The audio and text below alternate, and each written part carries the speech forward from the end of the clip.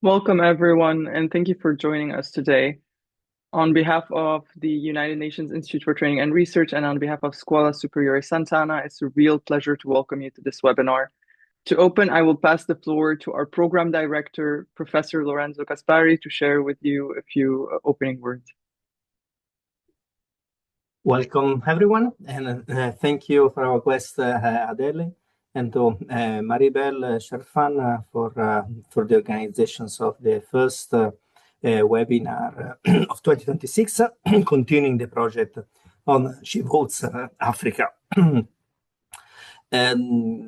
So yes, I will simply leave the floor to Maribel Sharfan, the program coordinator of the Master in Electoral Policy and Administration, that she will introduce our guest speaker for today and the topic that we will deal with it together.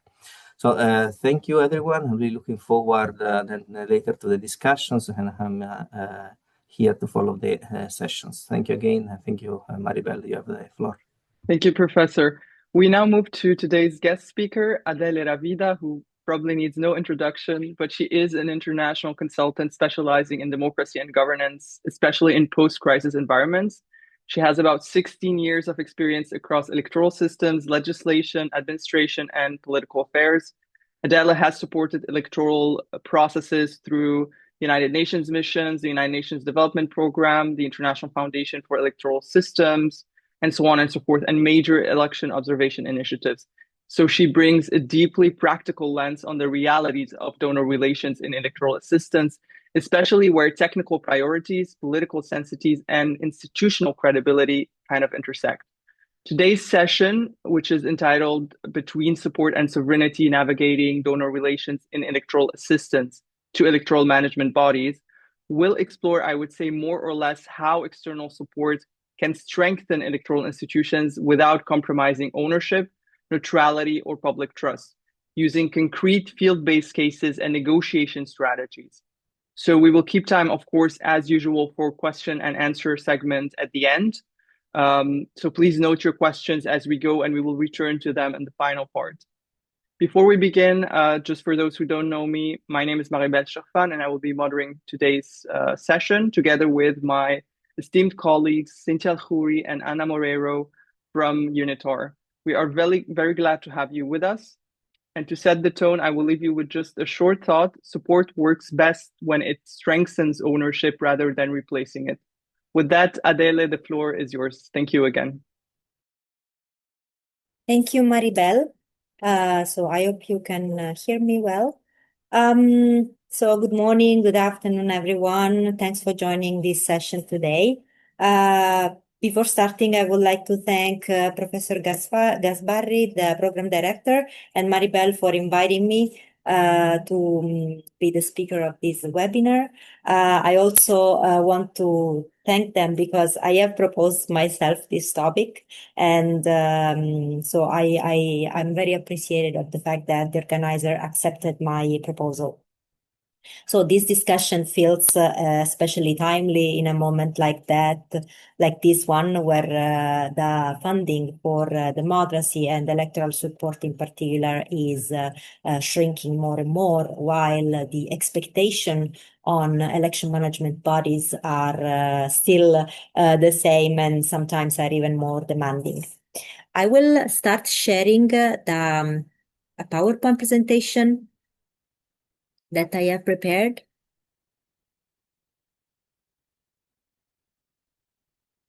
Okay.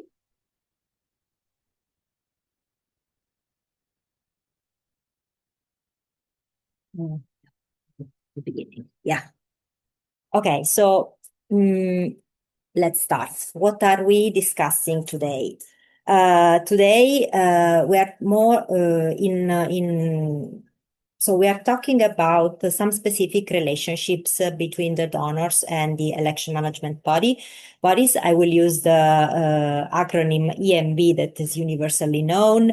But I will go through this discussion having a lens focus on the institutional ownership of the electoral process by the national institution, and how the technical assistance experts, the teams that are in charge of the technical assistance, can navigate these specific relationships, especially because this comes with some challenges, some source of tensions, and I will do it through some real life experiences, some practical cases that I have experienced, that I have witnessed myself during the past years, providing technical assistance to election management bodies in Africa, but also in other regions of the world.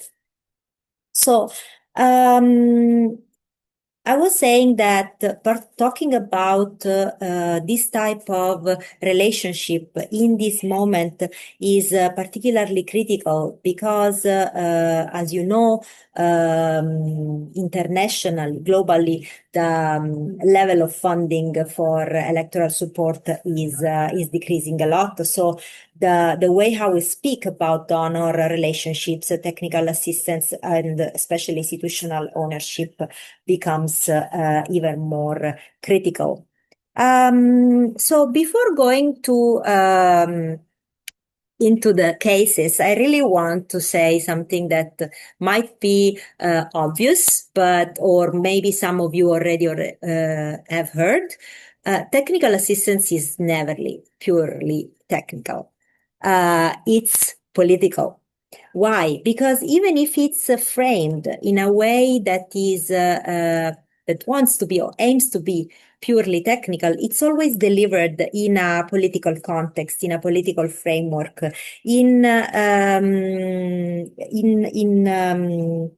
within some power relationships and also institutional histories that shape how the support is perceived, interpreted, and sometimes even contested. So, it's important to say that there are some tension that can come out of this relationship between the EMB, the election management bodies, and the donors. Why? Because on the one side we have the support provided by the donors, which includes financial resources, technical expertise, and sometimes even international legitimacy. On the other side, we have the EMB that has the imperative to retain impartiality, the national ownership, and the institutional credibility, especially when the context is highly sensitive, the political environment is fragile. So the objective today is to discuss with you those dynamics and how the technical assistance team can help navigate those relationships in a constructive way. So it's before going also into the case, I want to introduce the fact that there is a structural reality of international assistance. Sometimes something that sometimes is left implicit, but that in the framework of this webinar we have to state the fact that national providers of technical assistance remain isolated cases. So I have witnessed some election management bodies able to recruit national experts, for example, GIS experts, logistical experts, or trainers for a specific period of time. They are usually former commissioners or civil servants. Sometimes they are university professors, and they bring with them the knowledge of the country. But unfortunately, these remain still exceptional cases because the election management body might not have the resources to hire this person on a long term, or might prefer to have this consultancy, this expertise for a specific phase of the electoral process.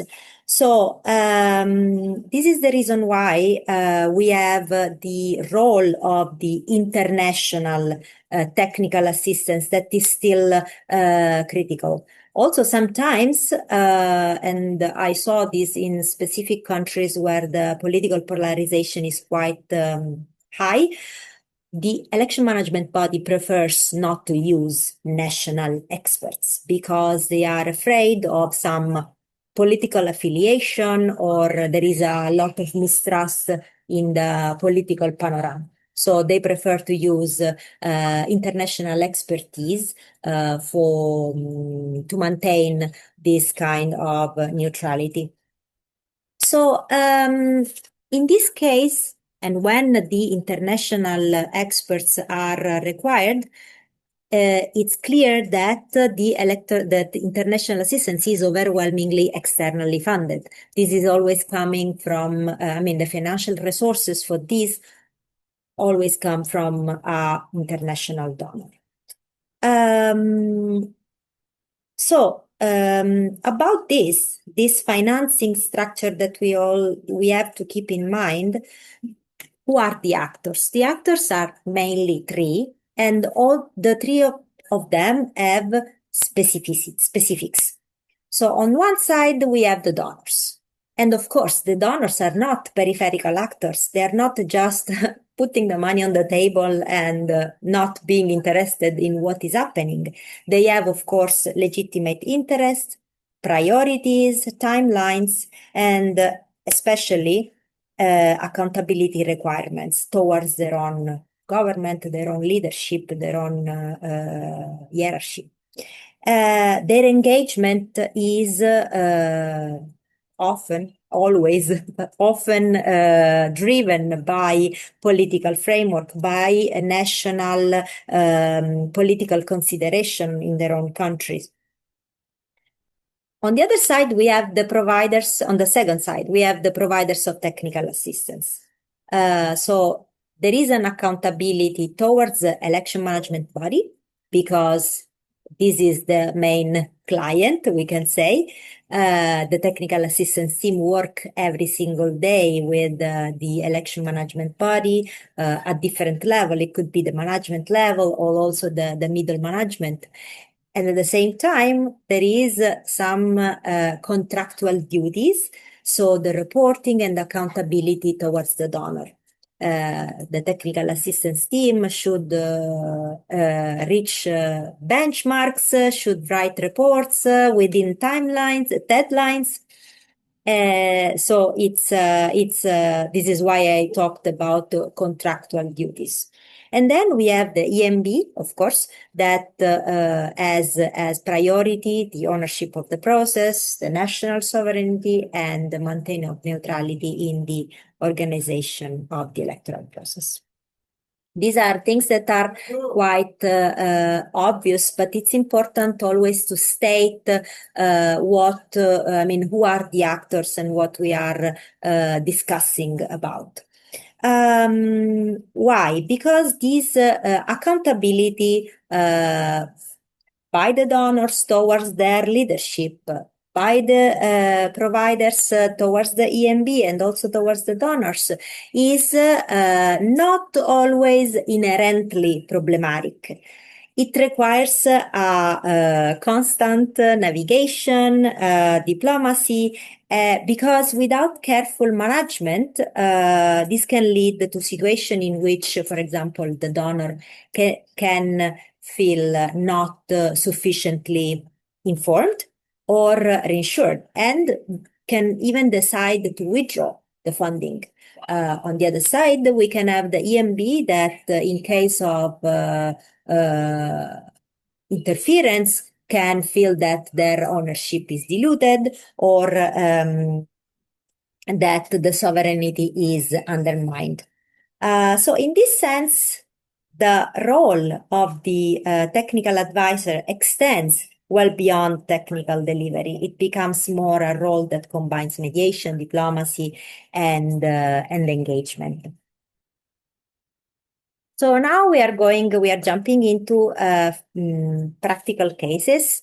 As a disclaimer, I want to say that I'm not gonna mention which country I have experienced these particular issues, or which is the donor, of course, but because I don't want also to be too anecdotal, but actually sometimes those practical cases are several experiences altogether. But I try to use some kind of to group them under a specific topic. So the first practical case is what I call the asymmetry of knowledge, which each case it comes a tension, a source of potential tension, and also a strategy that I will try to explain. That I personally adopted in this type of situation. So the donors might be extremely well-intentioned, highly committed, but sometimes, sometimes they can even know the country very well because they have spent a lot of time as ambassadors or in the cooperation office. But the electoral specifics, the technicalities, the challenges that the EMB face every single day might be unfamiliar for them. The donor might be not a lawyer, so he can have some limited exposure, for example, to electoral legislation. The donor representative might find difficult to understand what is the timeline of the election dispute resolution, or why the rate of voter cards distribution remain low in specific regions. So, because of this asymmetry of knowledge, the requests that are coming from donors can sometimes be formulated without a full awareness of the legal constraints, the procurement timelines, or even the human resources capacities of the election management body. So in such situation, the approach that I personally adopted and that I found really useful was adopt a sort of a pedagogical approach. So because of the expertise that the electoral assistance teams brings in the project, we are not only project manager, we are really experts on the topic. And this is the reason why I think that even if it's not really written in the terms of reference, it's important to have this advisory and pedagogical approach towards the donors. So it's much more useful to write a short email to explain why that specific date is important on the electoral calendar, rather than waiting for the next meeting that is happening in 2 weeks in order to explain during a briefing the same thing. So I always tried to organize explanatory sessions, informal briefing, to explain specific events, specific situation or issues that are important in the electoral process. Important could be just an alert, or, for example, for a potential electoral violence, or just the explanation on what is happening in 2 weeks. The electoral campaign is starting, when is finishing. So just those type of examples. So I think that is always, for me, it was always preferable to use the written form, because it can happen that the donor has unexpected meeting with the ambassador, or they need to brief their own leadership. So and you are the technical assistance team is not meeting the donor every day. So it's important to keep this discussion alive, even when there is no one-on-one meetings.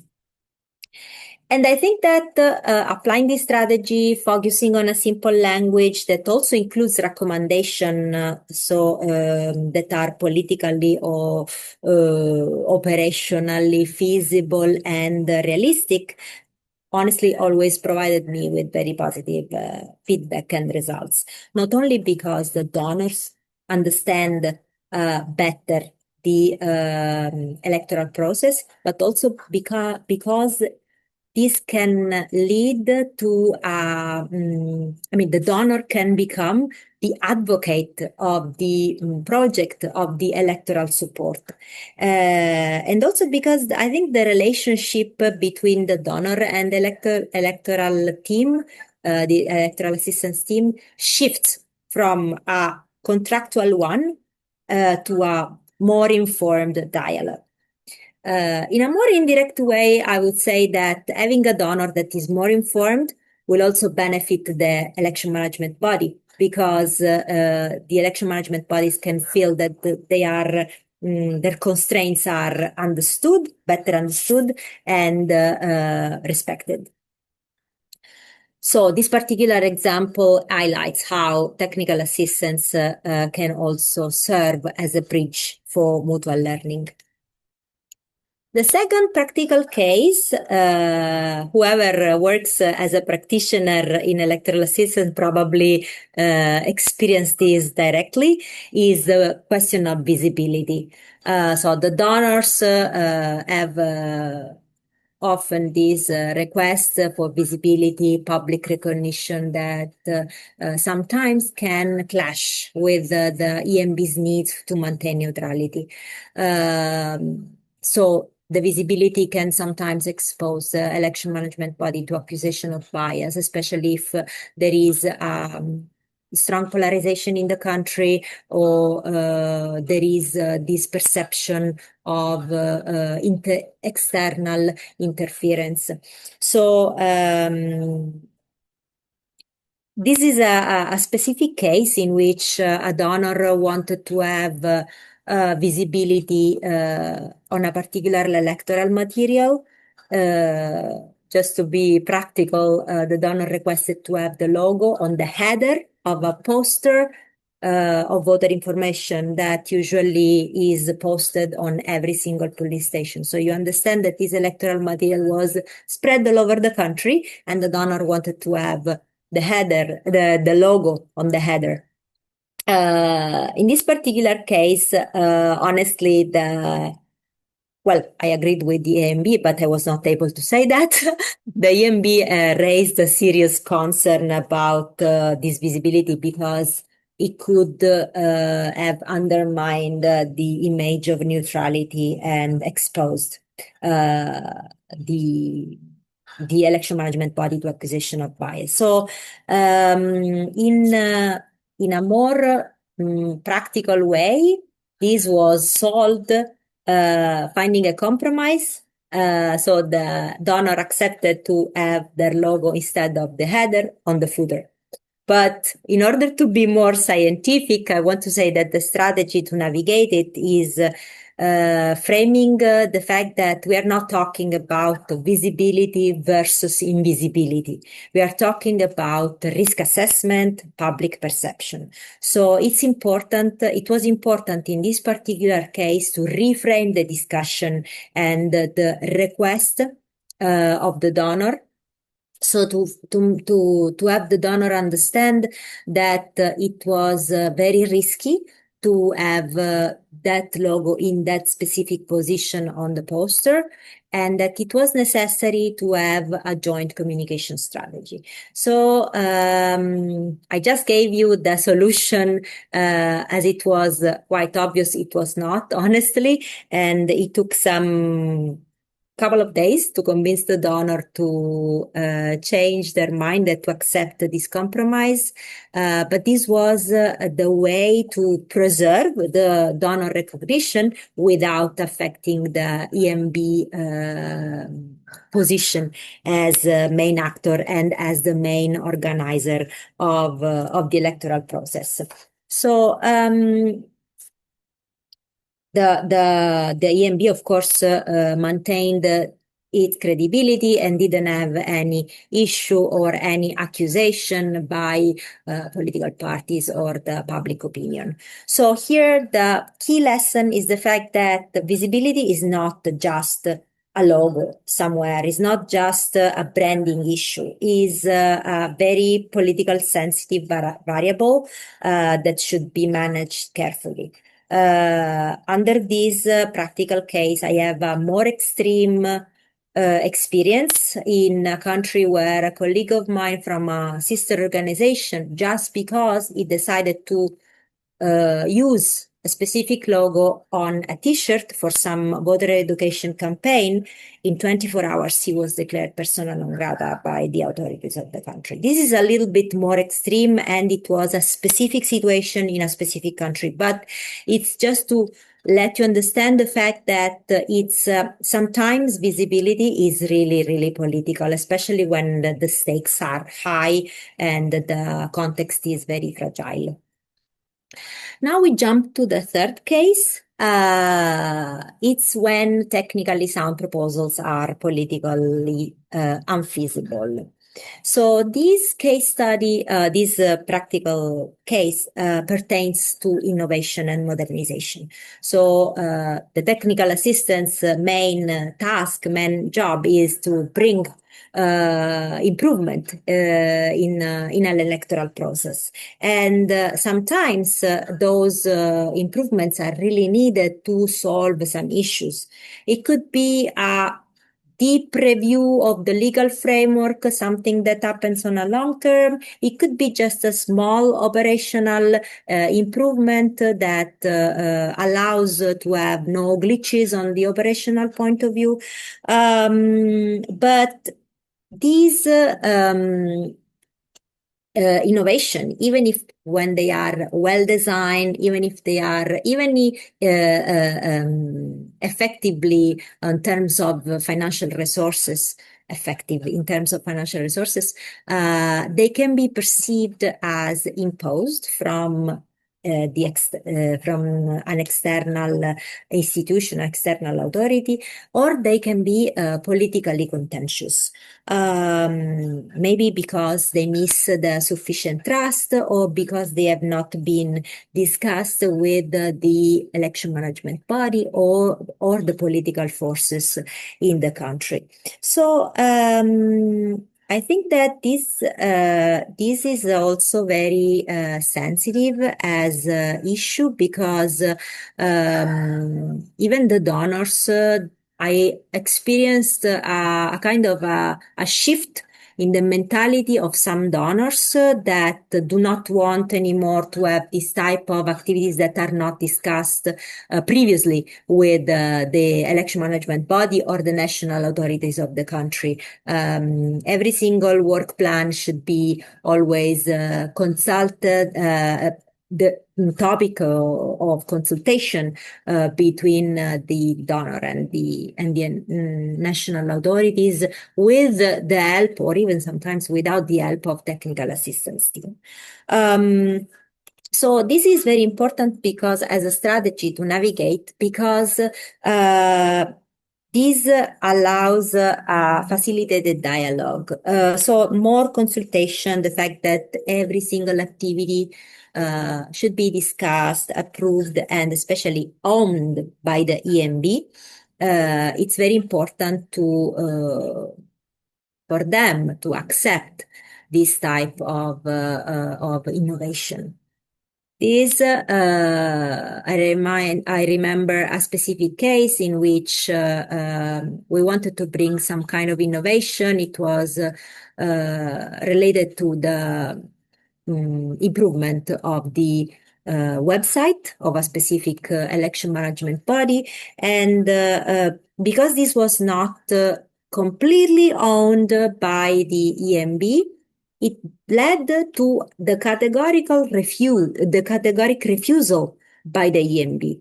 And not because there was a resistance to reform, but because it was contentious, it was politically sensitive in that specific period of time. And this went to a little bit further, jeopardizing even the relationship, the personal relationship between the donor representative and the chair of the EMB, which of course caused great frustration at the donors level because they didn't have access anymore to the direct information, to the first-hand information from the EMB. So it was related, the refusal was related to a concern over being perceived as implementing something that was externally imposed during a sensitive electoral phase. So yeah, this particular episode was actually solved through facilitated dialogue. The plan shifted several times, so it remained flexible in order to being implemented little by little and in different stages. And also because the technical assistance team helped to reframe the proposal into a phased approach. So this allowed more informed consultation, gradual implementation. It needed also a huge dose of diplomacy to adjust and fix the personal relationship between the donor and the EMB. But at the end of the day, the dialogue helped and the diplomacy helped solving this issue. I saw and experienced some other cases in which the technical assistance team just went and wanted to apply something like top-down approach, and at the end it did not work out because the EMB just didn't accept and even caused a bad perception of the assistance project among the EMB officials. So this third case illustrates the importance of adaptive planning and the role of the technical advisor as negotiator. So in order to align ambitions and political reality. So we are at the practical takeaways. I have made a sort of a summary of what is can be drawn by these practical cases. Again, these are real life scenarios that I experienced myself. I am sure there are among the audience some other interesting cases that maybe can be discussed during the Q&A session that require the diplomacy and leadership abilities. But in particular for this discussion, I wanted to say that the relationships between the donors and the EMB and also between the donors and the technical assistance teams benefit from continuous explanation and contextualization. The technical assistance team is obliged to formal reporting, to respect timelines and deadlines and respect and reach benchmarks and indicators, but it's important always to keep the dialogue on and to inform the different stakeholders that are involved in the project. Second, preserving the ownership of the EMB, of the electoral process, requires proactive communication and not just passive resistance. The third one is that visibility, timelines, and innovation must be assessed through a technical and political lens, not only technical, but the political lens is very important. And here I want to be a little bit more categorical, saying that should never be externally imposed, even if sometimes is technically sound and feasible on the operational point of view. And fourth, the technical assistance providers play a critical intermediary role that combines expertise with diplomacy and leadership skills. Again, this is not always written in our term of reference, is not always one of the requirements for the job, but unfortunately, or I would say fortunately, these skills are really, really fundamental and crucial to get the job done. So in conclusion, the electoral assistance is not only about delivering activities, implementing trainings, delivering outputs, is really also about managing relationships, expectations, and perceptions in sensitive environments. So when carefully managed, donor engagement can enhance sovereignty and strengthen institution, but we also saw in the different cases which are the source of tension and what can be wrong, especially when it's not carefully managed. In order to do that, this requires technical rigor, political sensitivity, but I would say mostly willingness to engage in an honest dialogue. So I hope that this session contributes to a more nuanced and structured understanding of these dynamics, and that it can provide you with practical insights from the field that you can apply in your work. So I thank you for your attention, and I looking forward to your question. Thank you so much. Thank you very much, Adele, for such a clear and grounded intervention, I would say. If I may, I will repeat your words and say that you have reminded us that electoral assistance is never only about procedures or tools, but also especially about managing relationships, expectations, and perceptions in politically sensitive environments. And I like that you showed us that there are, specifically in these spaces, knowledge gaps, visibility demands, and pressure for rapid reform.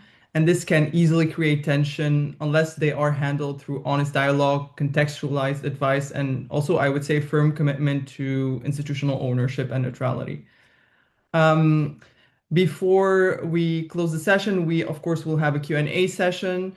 So please, I'll ask all of you to raise your hands if you have questions, and we will give you the floor, of course. And if you prefer not to just read your questions, if you prefer, you can also just write them in the Q&A space, and we will happily read them to Adele.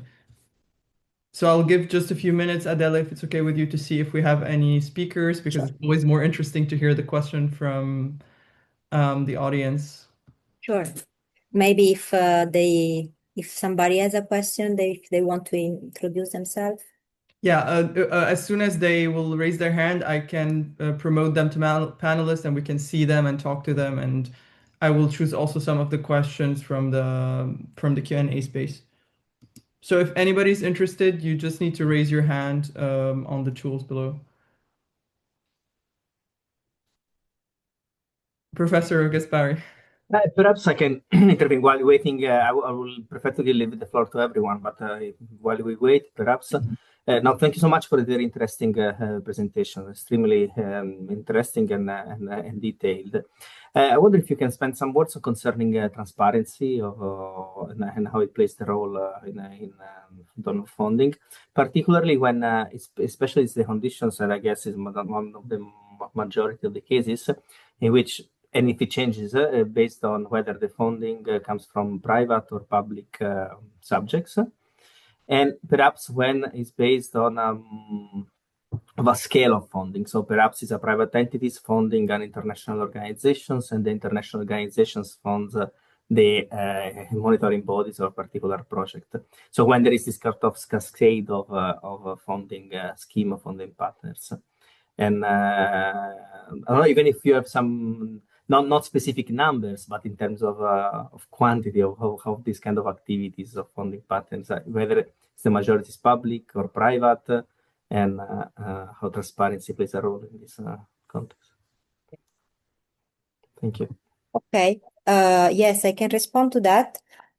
So in my personal experience, the funding for electoral assistance, and when I'm talking about electoral assistance, I'm really talking about the support to the organization of the election, and in particular to the election management body. So this type of funding is usually public. So this is usually coming from embassies, UN, sometimes the European Union, of course, through member states, through the European Union. And this can be implemented by the UN, consultancies, NGOs. Then there is some other type of international assistance to that this can be private, and this is mainly to, for example, national stakeholders to observe the election, or national NGO to organize voter information campaign. So these, it's very, very rare. I think I never saw any private funding to the election management body, because this remains always, as the election management body is a state institution. It can be an independent commission, it can be the Ministry of Interior, but usually is a state institution. It's much more common to have governments or international organization like UN or the EU, the European Union, funding government agency. Having private foundations, like, for example, Open Society, this is mainly something that happens that is going to national, I would say, national stakeholders that are not governmental. So NGOs, citizen groups, and these are really done in order to have the citizen access in the transparency of the process. Then you mentioned also the transparency of how the funding is spent. And this is really depending on each donor. Each donor have a specific procedure to respect, specific contractual requirements, for example, related to the transparency of the budget. When it existed, the USAID, for example, was very, but even the European Union, they are very, very rigid, and every single euro or dollar was supposed to be documented, and it was very, very important to, because actually at the end of the day this is public money. So it's this is why I was talking about accountability requirements. The one of the big contractual duty of the technical assistance is financial. It means that there are much more responsibilities in declaring how the money is spent, and this is much more important than, for example, reaching a specific benchmark. So it's much more important, just to give you an example, to say how you spent a number of, I don't know, $200,000, $300,000, rather than reaching 100 voters. So it's, I think that especially when it's about public money, this is even more critical. Thank you so much. I see there are so many questions, otherwise you want to discuss. Yes, thank you very much, Professor Gaspari. So we have someone from the public that requested to ask the question personally. So Ms. Belsuer, the floor is yours. You can turn on your camera or your microphone and feel free to ask your question. Hi, can you hear me? Yes. Yeah. Hi, I'm Sophia Bell. Nice to meet you. I had a question regarding the topic number 3 or the case study number 3. Regarding, for example, when a reform clearly addresses a technical weakness in the electoral process, but is perceived as politically threatening, and strategies such as the ones that you mentioned, like facilitated dialogue, flexible planning, gradual implementation, have already failed. How do you decide whether to continue pushing for it, redesign it, or defer it? What criteria would guide that judgment? And I'm asking from the context of, for example, coming from the Caribbean, I could see how, suppose in the current political and historical context of Haiti and even the state of their sovereignty, that could be like genuinely hard to apply, or at least specifically challenging. Yeah. I understand because sometimes it can happen. I mean, it happened to me.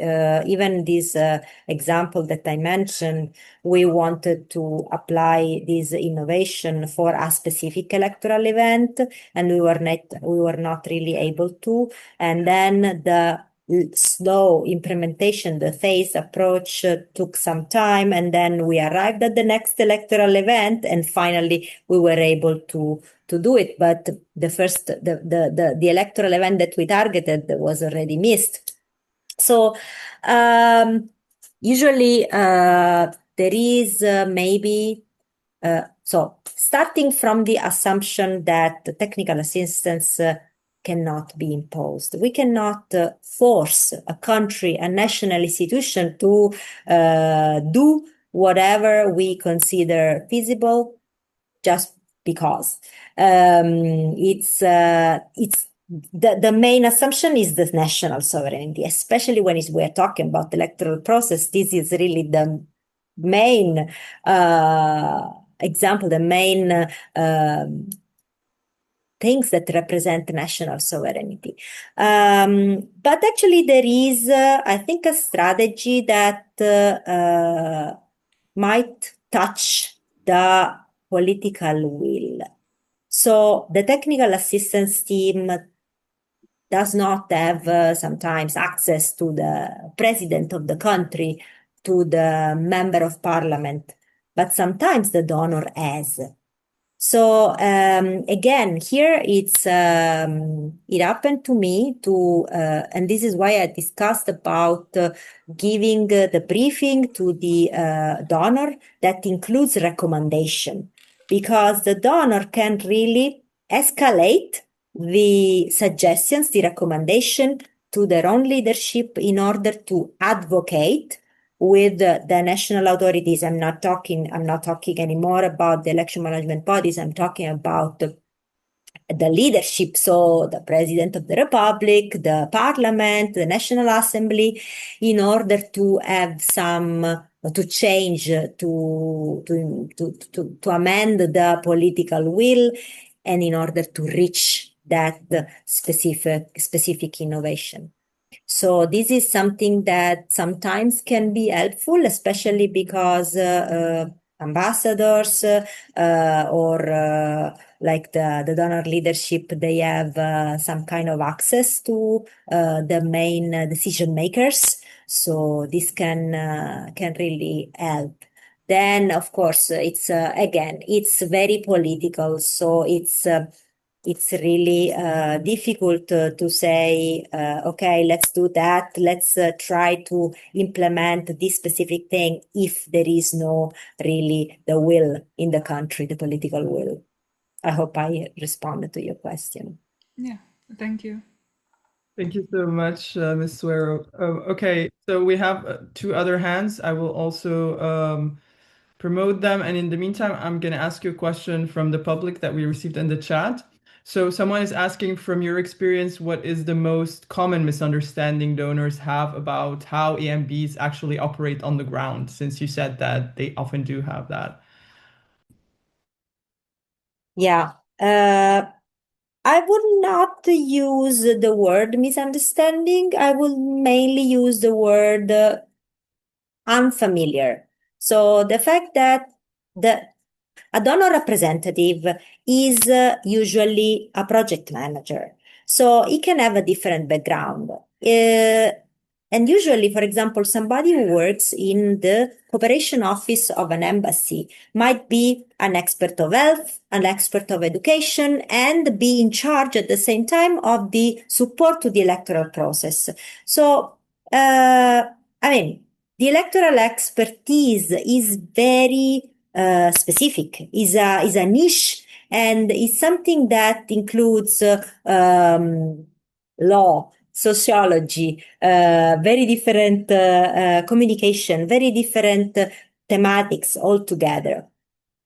So sometimes a donor representative who, for example, studied public health or worked in, I don't know, education all his life, probably doesn't really know what means, the electoral campaign is ending the day before the beginning of the election, or what is I don't know, the second stage of the judiciary in the electoral dispute resolution. These are very, very specific things that pertains to the election. Sometimes the fact that, for example, just to give you an example, I had I have developed a spot for radios, for community radios, that was talking about the date of the election, for a specific electoral event. It was a presidential election, and the spot was in different national languages, and it was indicating the date, the hours of the polling, the documents that were needed for the voters to enter and to vote, to cast their vote. And then 15 days after, there was a second round.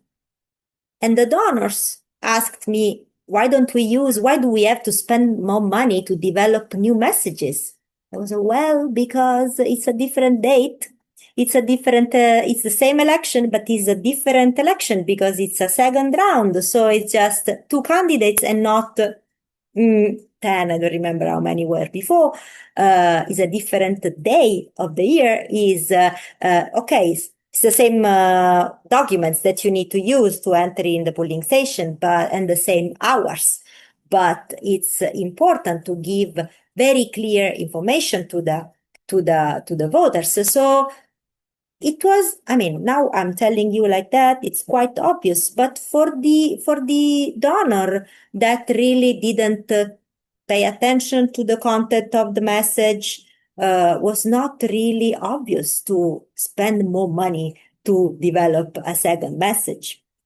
So sometimes it's just because the donor is not familiar with what is happening on the field, what are the realities, what are the needs of the voters, what are the needs of the each stage of the electoral process. And just also to state a little bit the obvious, the electoral process is not just the E-Day.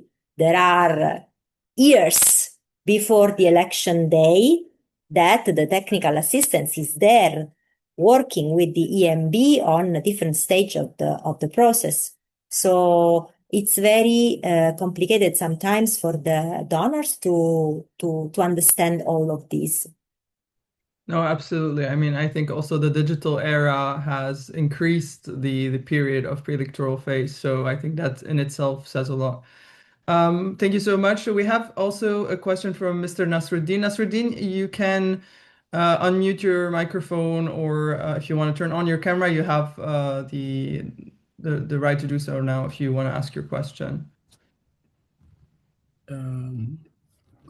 Thank you, Mary. Thank you, other participants and the hosts. As we gather this MBA and between support and sovereignty, I want to reflect on how electoral assistance cites crossroads on policy and politics, international cooperation, especially countries like Somalia, where institutions are still consolidating their legitimacy. Donor support has been essential in strengthening in our electoral process. Yet it often comes with priority, timeline, and framework that do not always align with the local realities, particularly in the context of shaped by security challenge and clan dynamics involving governance structure.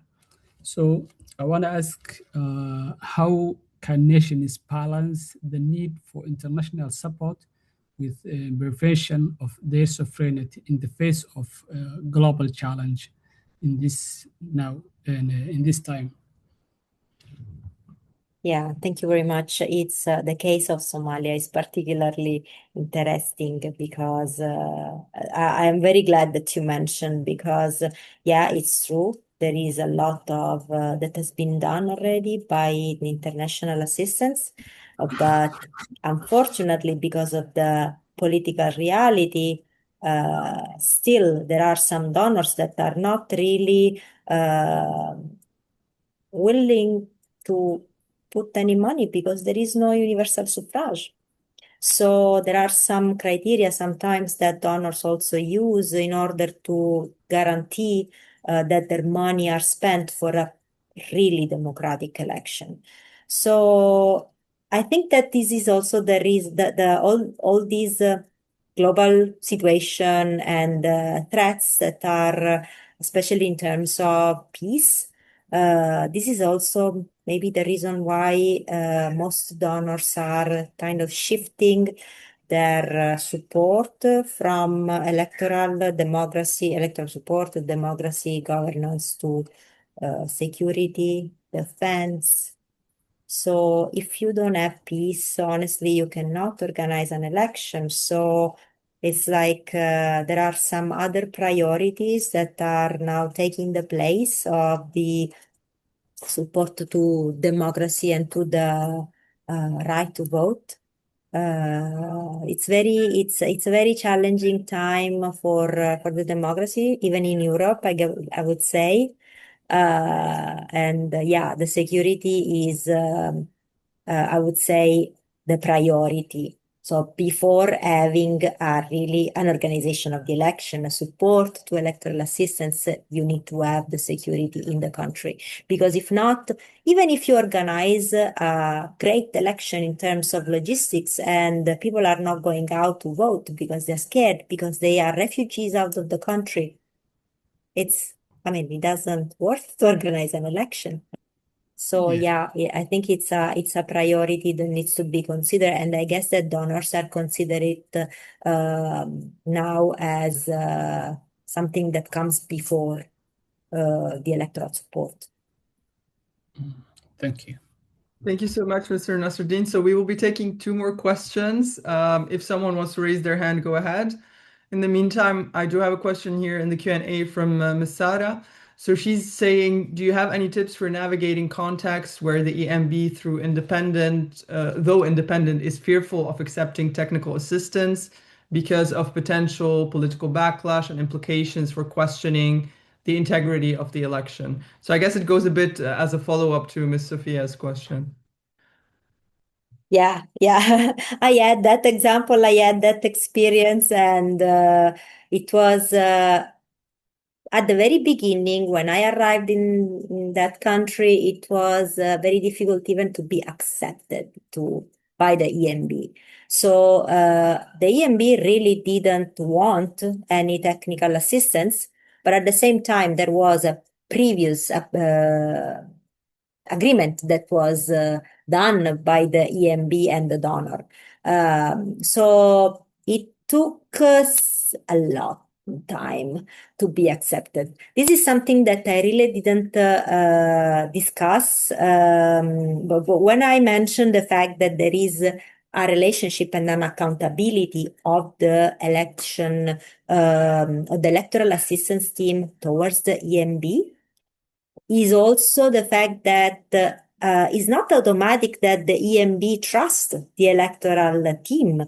Sometimes the expert is just not appreciated by the election management body. They have exactly the perception that this person might have a hidden agenda, like the one that has been considered persona non grata in 24 hours. So there is a phase that I really didn't discuss too much during this webinar, but it's very important, and it's the creation, the development of the relationship between the electoral assistance team and the election management body. And this, comes with energy, time, and especially showing to the election management body that there is no a specific hidden agenda, but that the electoral assistance team is there to help, not to interfere with the national sovereignty. So it's again, it's a lot of diplomacy, a lot of negotiation skills, and is a sort of preliminary action that the electoral assistance team should implement as soon as the project starts, or even before.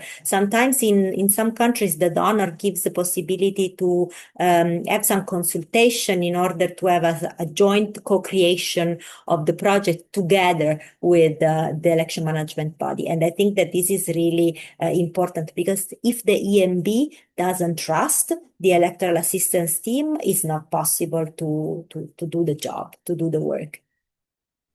Thank you very much. So we have our two final questions. We have our two final participants here. Mr. Paul, you have been promoted to panelist. If you want to ask your question, the floor is yours. Thank you very much. Thank you so much to the presenter, and thank you, Maribel, for this wonderful opportunity. Okay. At the beginning of your presentation, you said that technical assistance is not really technical assistance, but it has something to do with politics, or it is political. This busted my brain anyway, because due to, practical realities, we see outcomes of, elections in developing countries. It bothers me a lot. Now, I want you to really throw more light in quote, what is political about the assistance, donors, offer developing countries who do not have money to sometimes organize elections? Does it have something to do with the outcome of the election itself? Let me give you just a practical example. Sierra Leone, which is my country, is actually undergoing the implementation of the recommendations from the tripartite committee that just ended after the last election. The opposition contested the credibility of the presidential elections, and till now there has been, a kind of a post-electoral conflict in the country. So I would want to know, does this political idea have something to do with the outcome of who is to be the next president, or whatever? I don't really know how to put it. Has it anything to do with that? Thank you. Your question is actually very legit, because this is exactly one of the most crucial point of tension whenever there is a new project, a new electoral assistance project in a country. Sometimes the EMB does not trust the electoral assistance team, because they think that there is a hidden agenda, and we want to have that specific candidates to be elected. I really didn't mean that. When I said it's political, it is because it is framed within a context that is purely political. So you have a competition, you have contendants in the competition, the political parties, the candidates, and then you have somebody who will win, somebody who will lose. But this is not mainly, especially when I'm talking about the electoral assistance to election management body. I'm always using this sentence to convince the officials of the election management body, saying your first customer is not the candidate. Your first customers is the voter. Because the election management body, at the end of the day, even if it operates in a very political framework, the most and the main mission is to organize an election in order for the voter to be able to cast their vote. So to make the voter able to vote through the registration, through the sound and playing field political electoral campaign, through the sound organization of the logistics. If I am a voter and I am struggling even to get my voter card, I will not be able to go to vote. Or even if I'm going to be registered and I arrive to the polling station and there is no ballot box.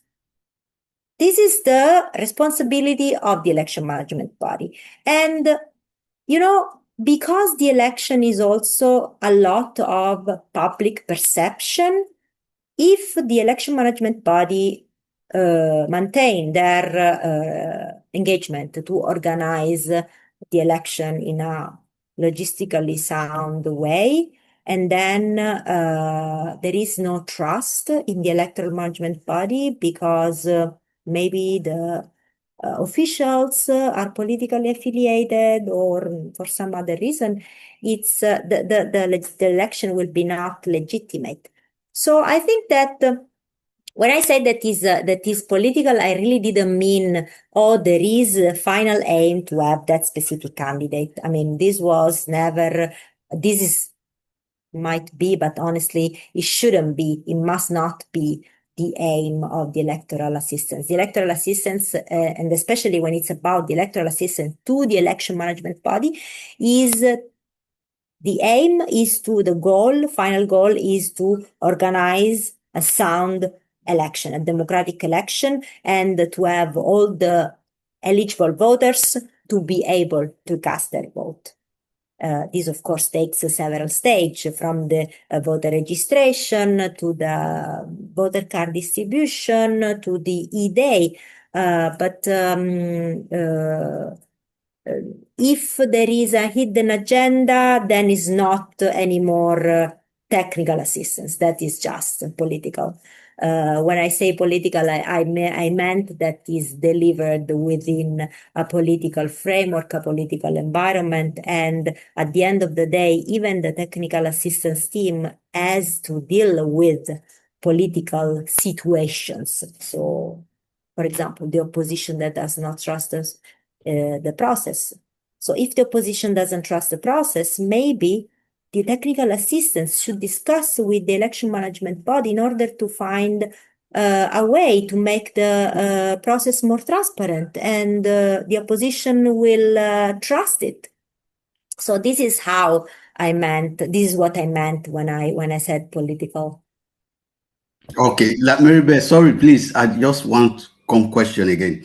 Now, you mentioned technical assistance. We have influx of NGOs, all around. Everybody want to participate. Everybody wants to give their support in relation to making sure that this political concept in which you have explained, comes to reality. Now, do we have any international regulatory body in relation to, guiding this technical assistance coming from these technical bodies in relation to the success of our elections in developing countries? An international regulatory technical body, I would say no. It doesn't exist, long story short.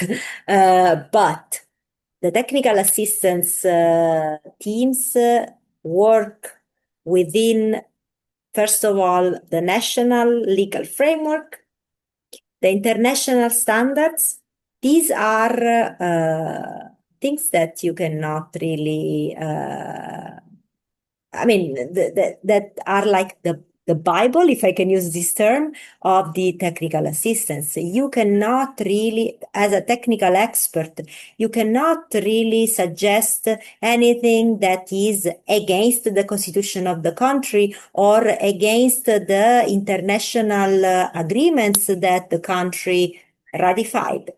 So there are always these legal boundaries that can never be trespassed, and that needs to be always the guideline for the technical assistance. Then, of course, how to reach to that specific goal, for example, the right to vote for every single eligible voters, it depends. It's not a one solution fits all. Every country can apply different approaches based on their context, on their history, and of course the technical team should fit in this context, in this national legal framework. I think it's very important when I said that when I was referring to the fact that the innovation cannot be imposed from the top, from external to the country. I also meant the fact that there are some laws that cannot that should be respected, the constitution of a country, the international standards. So it's very important always to keep in mind this. The electoral assistance cannot propose something in a country A that just because it worked in the country B, then we can do it in the country A. No, it should always be framed within the national legislation. Thank you very much, Adele. Paul, I assume your questions are done and we can move to the final one. Yes, thank you so much. Thank you so much. No worries. Thank you for your question. Okay, awesome. So we will move to the final question. I know you guys have a lot of questions. I can see that there are at least 30 pending, but unfortunately we cannot stay here all day. Hopefully, Ms. Adele will grant us the privilege of doing another webinar soon. So I will give the floor to Imran Shah. If you want to ask your question, you can go ahead.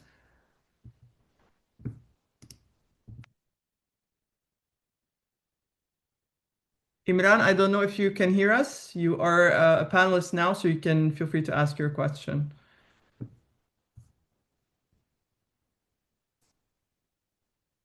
Okay, I assume there is an issue of some kind, so I will open the question box to see if we have any questions.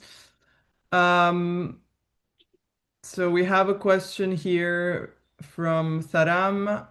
Why do embassies support elections in LDCs? Does the support not encourage pay to play against the people's choice? So I'm assuming he's asking whether international support can be against the people's wishes to some extent. Well, usually again, this is preliminary actions that happen before the implementation or the beginning of a project of technical assistance. Usually there are always agreements between the government of a specific country and the donor.